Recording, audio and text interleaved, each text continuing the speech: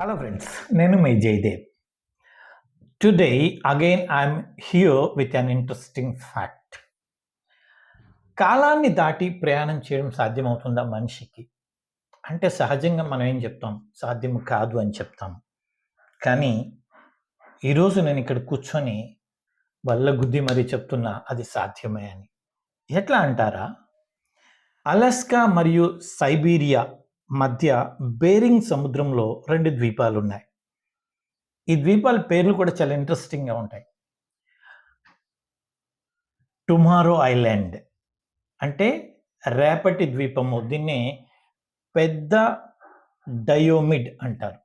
అట్లాగే yesterday island నిన్నటి ద్వీపము. దీన్ని చిన్న ద్వీపము అంటారు.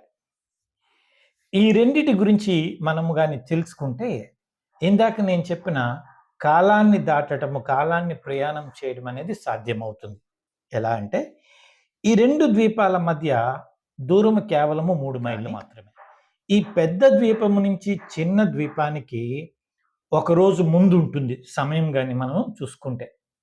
అది ఎలా అంటే ఇవి పసిఫిక్ మహాసముద్రంలో అంతర్జాతీయ తీరరేఖ దాటి ఉన్నాయన్నమాట. ఈ కారణం చేత ఈ రేఖ ఒక క్యాలెండర్ రోజుకి మరి ఒక క్యాలెండర్ రోజుకి మధ్య సరిహద్దుగా ఉంటుంది. You got my point?